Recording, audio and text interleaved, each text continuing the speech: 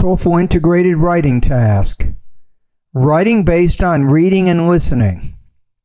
For this task, you'll read a passage about an academic topic. A clock at the top right of your screen will tell you how much time you have to read. You should take notes on the passage while you read. The passage will then be removed, and you will listen to a lecture on the same topic. As you listen, you should also take notes. You will be able to see the reading passage again when it is time for you to write. You may use your notes to help you answer the question. You will then be asked to write a response that asks you about the relationship between the lecture to which you just listened and the reading passage. Using information from the reading passage and the lecture, answer the question as completely as possible. Please note that this question does not ask you for your personal opinion. Your response will be judged on the quality of your writing and on the completeness and accuracy of the content.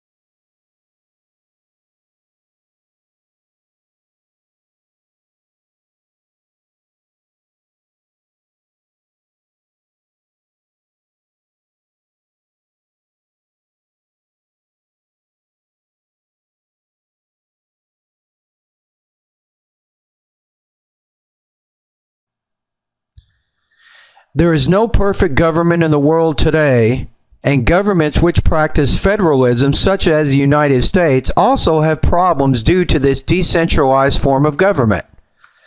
Federalism, which divides the state and federal powers, can sometimes create conflicting loyalties from the citizens of its government. On the one hand, citizens manifest their loyalty to the United States, for example, by supporting national laws such as immigration. But in some cases, the federal government, for whatever reason, stops enforcing laws it once passed. Since states also have powers to create their own laws, they can create laws which are different from the national laws. Thus, citizens now have conflicting loyalties between the state and the federal laws. To be sure, the United States Supreme Court has determined that when a state law is in conflict with a federal law, the federal law supersedes a state law. Nevertheless, there are conflicting loyalties that may exist in this type of government. Another potential problem with federalism is that, even though it creates laboratories of democracy among its states by allowing them to experiment with their own policies, there is no single policy on issues.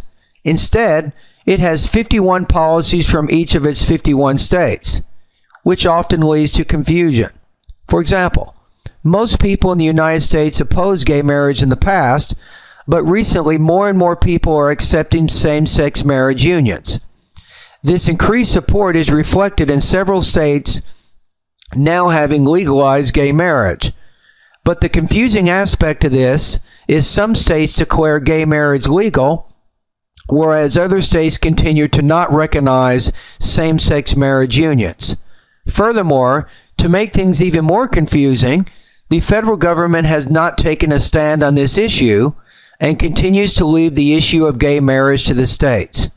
Therefore, there is no single policy on gay marriage, and each state is left to make up its own mind regarding the issue.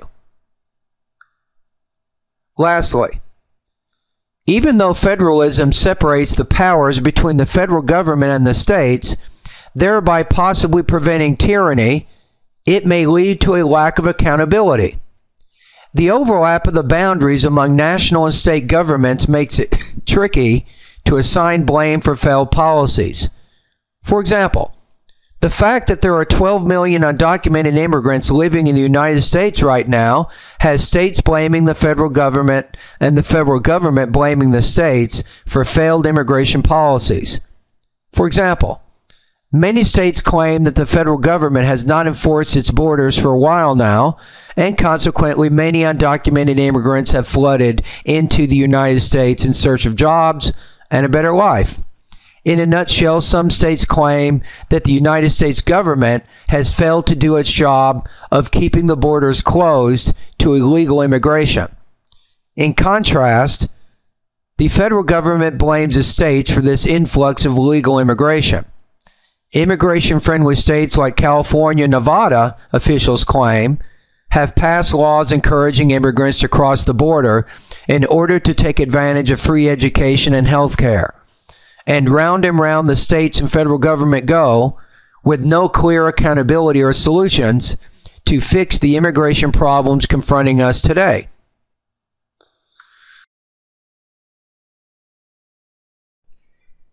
Read the question below. Use the remaining time indicated to plan and write your response. Your response will be judged on the quality of your writing, as well as how well your response presents the points in the lecture and the relationship to the reading passage. Typically, an effective response consists of 150 to 225 words.